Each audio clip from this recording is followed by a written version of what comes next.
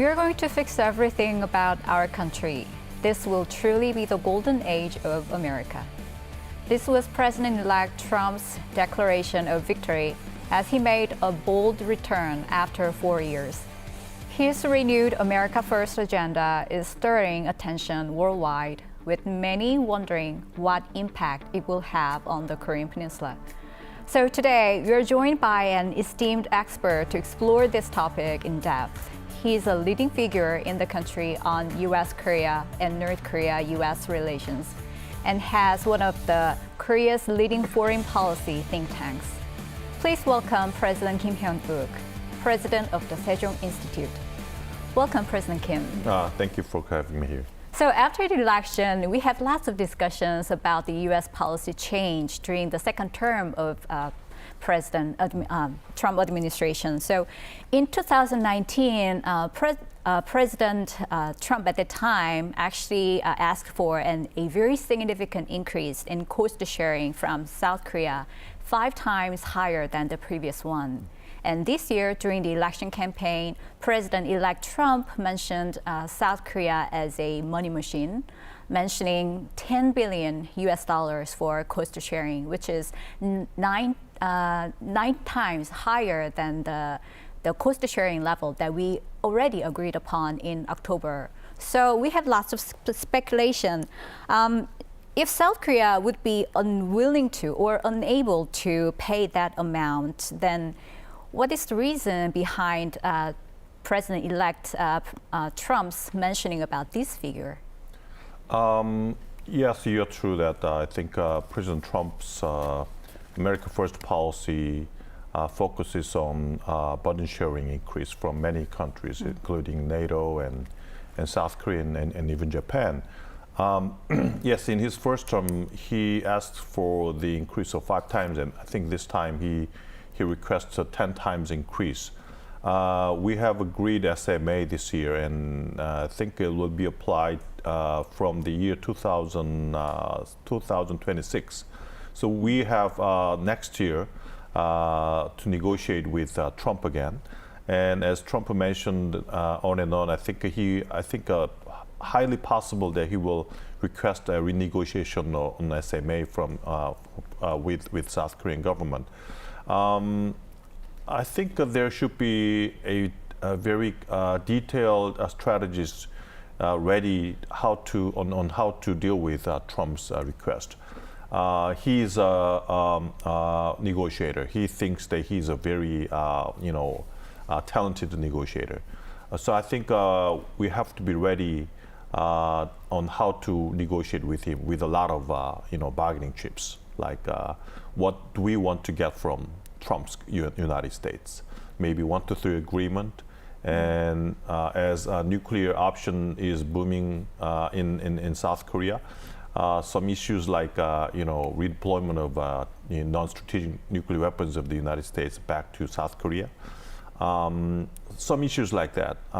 Recently, on the phone call with President Yoon Suk-yeol, he mentioned about the shipbuilding cooperation with the South Korean government. Yes. So maybe all those cards that he requested and some sort of cards that we can bring him back, those matches will be something we can utilize. Yeah, you simply mentioned that renegotiating SMA may align with the principle of increasing burden sharing by the allies. Mm-hmm. So, of course, President-elect Trump will pursue this goal. But at the same time, there can be some legal obstacles. For example, SMA is under the SOFA, right? Mm-hmm. State of Forces Agreement between the ROC and the U.S. Mm-hmm. But the SOFA does not cover extra expenses such as, training of the forces or redeployment of strategic assets to the Korean Peninsula. It is outside the boundary of what we have today. So perhaps we may need a new framework to discuss all these different items in the package, right? Do you think it is likely to have that kind of conversation in the coming months or years? I think that's possible because if that's the obstacle, President-elect Trump may say that, okay, you can revise SOFA. I think this is a big risk, but also can be opportunity because compared to the U.S., Japan, so far, there is a big difference because we put money to the United States and they can save a lot of money. But for the U.S.-Japan so far case, there is more specific categories that Japanese government, the U.S. agreed, and the money provided from Japanese government to the United States is clearly that based upon those detailed categories, which means that there's no way that the United States can save money. So a lot of money saved by the U.S. forces in Korea, and they can get a lot of interest rates out of those money saved. So I think this can be also good opportunity for South Korean government to attempt a big reshuffle of SOFA agreement between the United States and South Korea, so that we can give more proper way, find a more proper way to give a appropriate amount of money to the United States. Well, but considering South Korea's national interest, perhaps just a small increase of the burden sharing can be beneficial for the South Koreans, right? But at the same time, we have to think about, as you mentioned, some strategy, negotiation strategy, when there is a talk between the two sides. So I'm wondering about the strategy, because you also mentioned that the new cost-sharing agreement starts, 2026, and it is 5-year plan, right? So that means South Korea may have some, time to negotiate. Perhaps, buying time and, delaying negotiation can be one of the strategies that South Korea can think of, don't you think? Yeah, that's what previous South Korean government did during the first term Trump government. For 4 years, there was no deal made, and after Trump government, changed to the Biden government, we struck another SMA deal. So that can be one option, and another option is something that I already proposed, rather than sticking to, not to make a bad deal with the Trump government, just postpone it, and not make a deal. That's one option. But another deal that I have proposed is to find a big deal rather than no deal with Trump government. There are many things that we can obtain from Trump government, and for example, the nuclear options are there. There is a nuclear projection opinions in South Korea. But if that's not viable in reality, maybe we can bring nuclear weapons back to South Korea. So that can be another option. U.S.-Japan SMA deal is on the year 2026, 1 year later than South Korea. So maybe Japanese government is trying to look at what happens in the case of U.S.-South Korea burden sharing negotiation. So maybe this is first case, which is not good for South Korea. We have been the first case in the first term Trump government, also the same case in the second term Trump government. But we have to decide which option we are going to stick to. Well, you just mentioned South Korea's nuclear option, so let me ask you about this, because during the Biden administration, we had Washington Declaration, which has been a backbone of cooperation on extending deterrence against North Korea. So the two sides has been focusing on extended deterrence rather than South Korea's going nuclear. And there were lots of concerns within Washington about South Korea's ambition to go nuclear, and that's the background of having that kind of declaration after all, right? So do you think President-elect Trump may have a different opinion about this issue? What has been his position so far?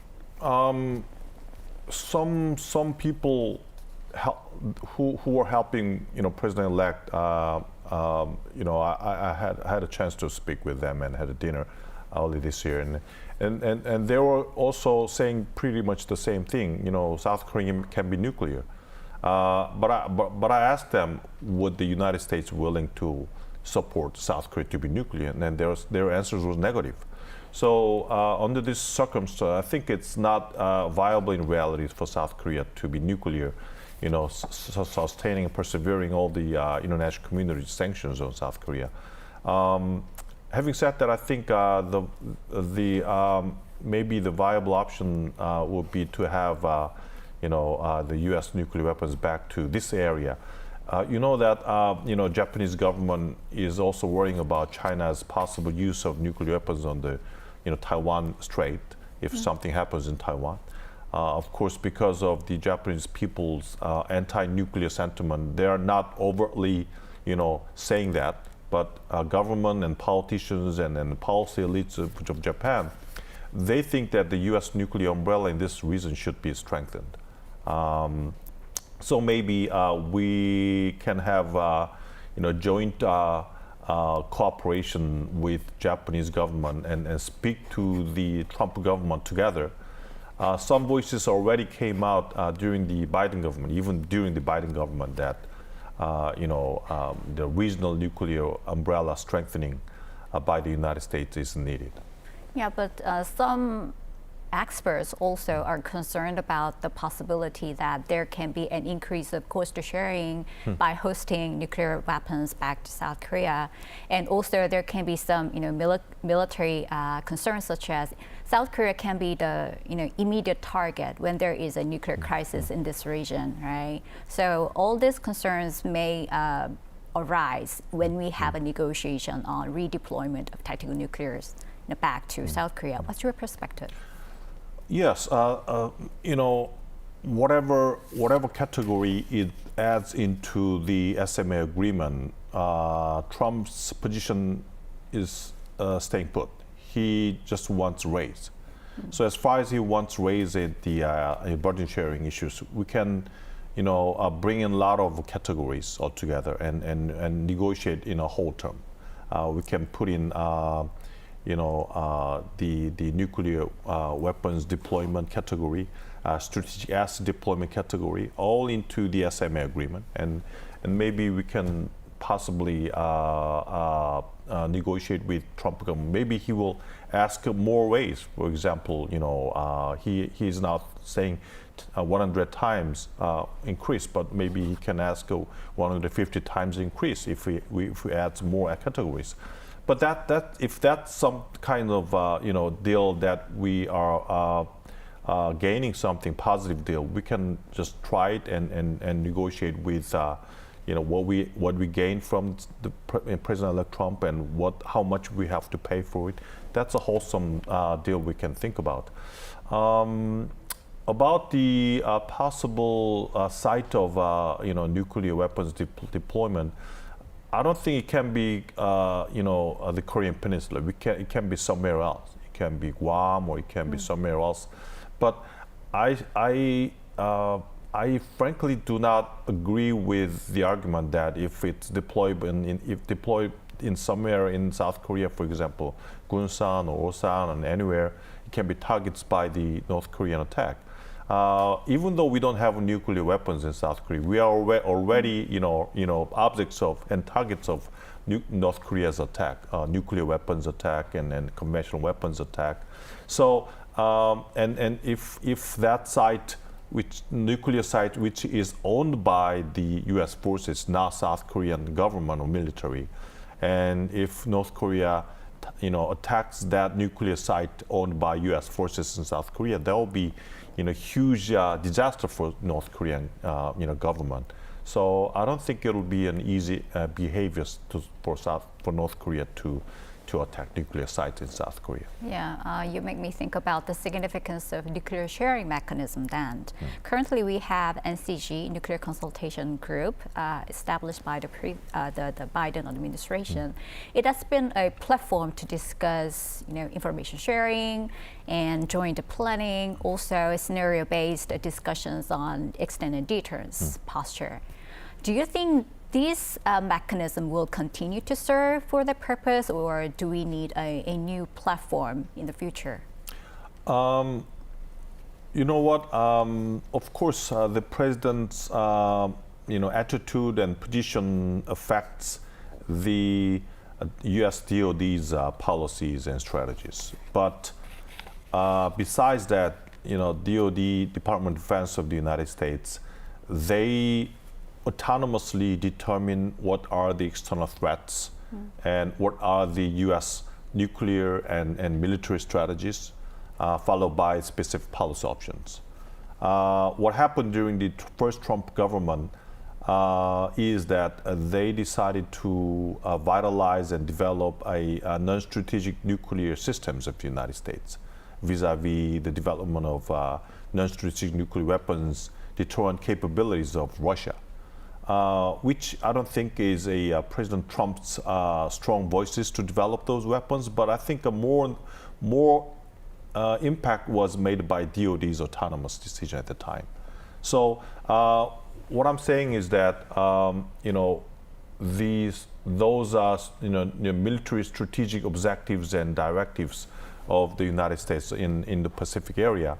I think it's pretty much an ongoing process by the U.S. DoD's directives and strategic direction, I think.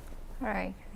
Okay, then let's change the topic. Let's talk about North Korea, because during the election campaign, President-elect Trump also mentioned his relations with Kim Jong-un, the chairman of North Korea. So he did not mention specifically what kind of meetings that he would like to have with Chairman Kim. So there are lots of speculations about the nature of future meetings between the two sides. First of all, do you think it is possible that he can try, personal meeting with Chairman Kim? And second, what kind of purpose that he might have in his mind?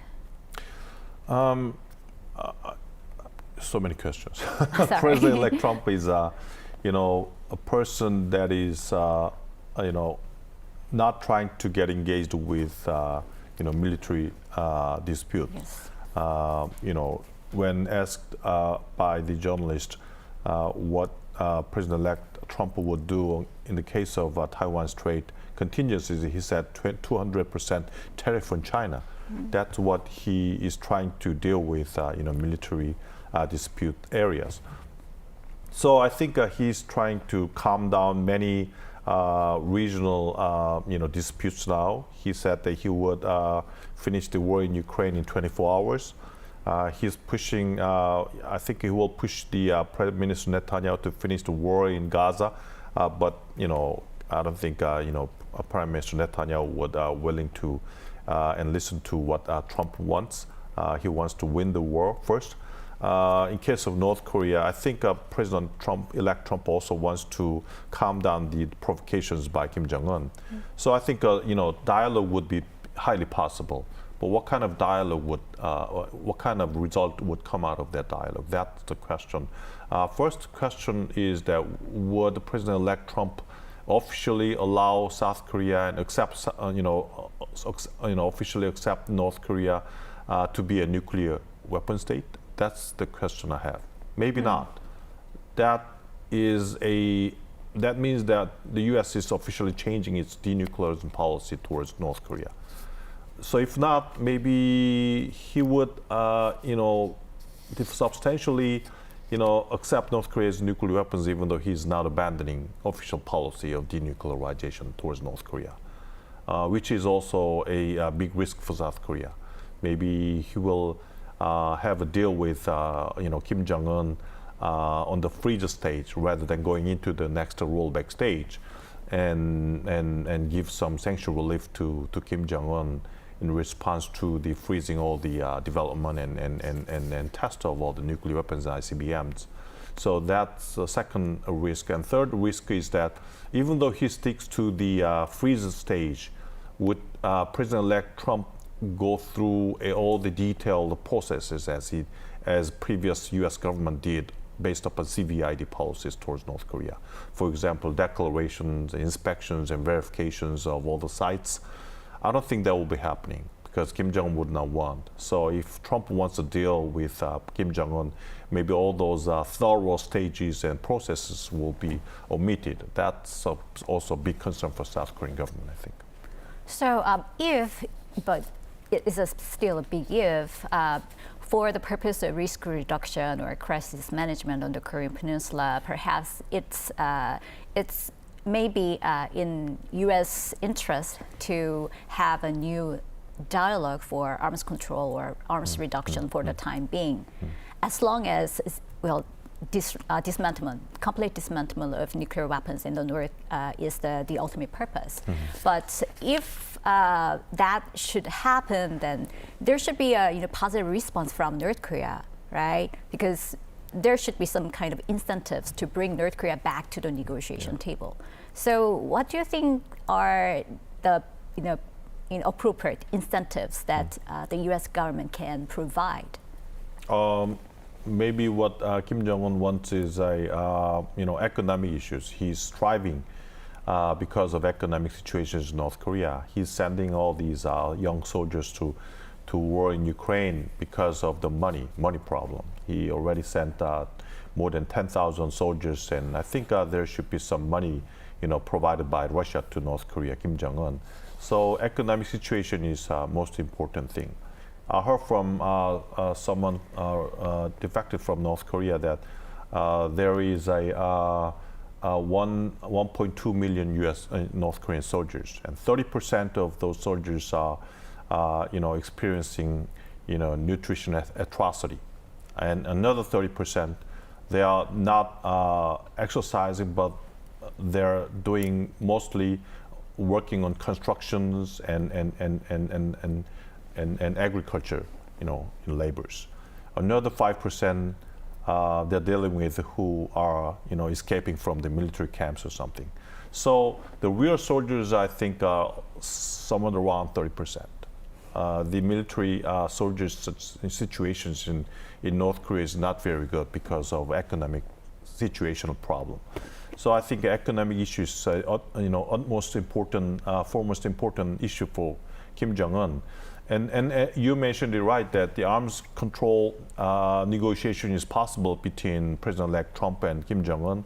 But from South Korean perspective, we have been pursuing for a long time a denuclearization policies of the Korean Peninsula.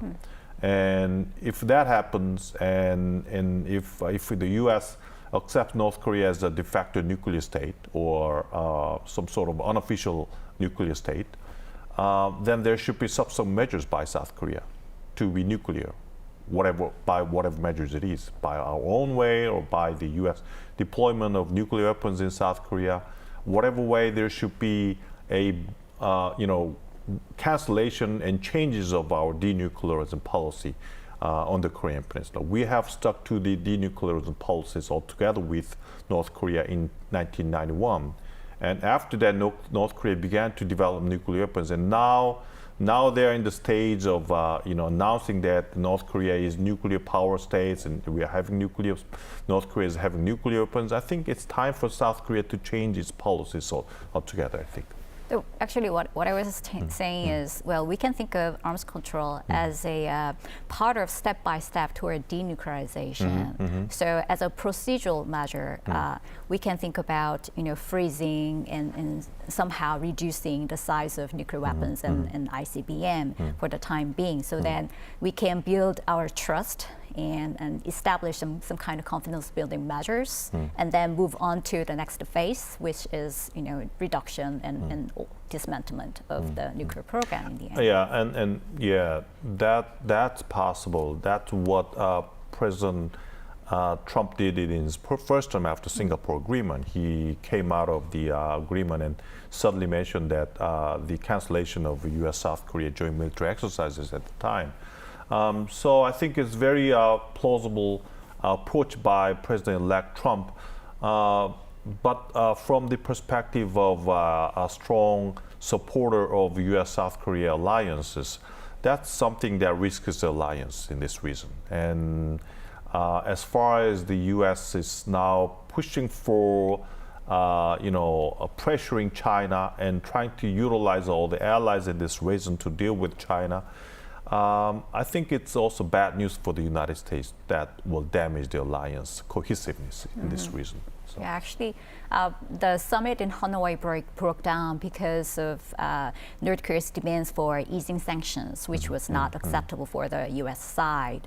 Still, easing sanction is not viable in the near term because the U.S. is imposing sanctions layer by layer by layer because of not just the nuclear issues, but because of human rights issues, cyber threat issue, and money laundering issues, and all things related to North Korea's socialist system. So in that regard, the working condition between the executive body and the legislative body in the future is very important because there should be some kind of support from the Congress. How do you see that kind of changing relations between the Congress and the White House during the second term of President Trump administration? On North Korea issues? Especially on North Korea issues. Yeah, I think Trumpism has been a main discourse even amongst the Republicans compared to the first term Trump government, I think. And now in the Senate and Congress, the majority is Republican. And I think that there is a higher possibility for the Congress and Senate to cooperate with President-elect Trump. But I think they still have their own strong opinions. For example, South Korean U.S. forces withdrawing back to the United States. That issue is something that would not agree with President-elect from the Congress's positions. You mentioned that how to deal with the North Korea. That's kind of tricky issues because even during the Biden government, some key officials of the United States also mentioned about the possibility of interim deal at the time. So yes, arms control deal is possible, but we have to see how it goes because there are many points of interest that the United States has to think about. As I've mentioned, it is now trying to integrate many agencies of the United States and allies abroad so that they can easily swift back and forth for many regions to deal with China. So I'm not sure how much it will be possible for the President-elect Trump to make some decisions. For example, like stopping joint military exercises or curtailing U.S. forces in South Korea, things like that. Yes, you just mentioned China. I think the continuity in U.S. foreign policy is balancing against China. In that regard, any ally in the Indo-Pacific region will be very, very significant when they join this campaign against China, and South Korea is obviously one of them. How do you see the future relations in general between the U.S. and South Korea? Especially regarding the cooperation on alliance issues and coordination on North Korea issues in the coming months and years? Well, I think definitely the President-elect Trump will try to stick to the restrainers rather than globally making the United States to be primacy strategist. But at the same time, I think President-elect Trump will try to focus on China more than other areas. He's trying to calm down many other regional threat areas, but instead trying to focus on China. Of course, I don't think would willing to put U.S. forces in the Taiwan contingency areas, but still China is the foremost threat for President-elect Trump, I think. So I think he definitely would want the U.S.-South Korea alliance to be geared more towards China deterrence postures. And also at the same time, what is an important issue for the alliance is, as we already discussed, SMA issues. He might want to get more money out of South Korea. Another important issue is, MRO issue, maintenance, repair, and operation issues. He mentioned it during the phone call with President Yoon Suk-yeol, because a lot of U.S. combat ships are navigating this region and periodically go back to the mainland for the maintenance periods.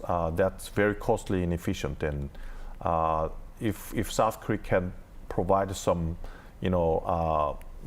maintenance to all those U.S. combat ships. Already in September, U.S. combat ship, went to Gojedo for the maintenance and repair already. The Hanwha Ocean Company and the U.S. Navy already, they had struck a deal for the maintenance and operations and repair already. So this will be South Korea's very important contribution to the U.S. Indo-Pacific strategies, important contribution to U.S.-South Korea alliance. And as far as China is concerned, we are not officially, very adamant in expressing our strategic objectives, alongside with the United States, because China is also a very important neighbor to South Korea. But, MRO instead, I think, a very important, agenda that we can, clearly and officially contribute to the Indo-Pacific strategy of the United States. So that kinds of area is something we need to find out more, so that that not hampering China-South Korea relations, but at the same time we can freely, contribute to the alliance in this region. That's an important area, I think. Thank you for your comprehensive analysis. It seems that we have lots of challenges ahead of us, obviously, but I hope we can develop a strategy to, make a very promising alliance relations with the U.S. Thank you for your time. Thank you very much.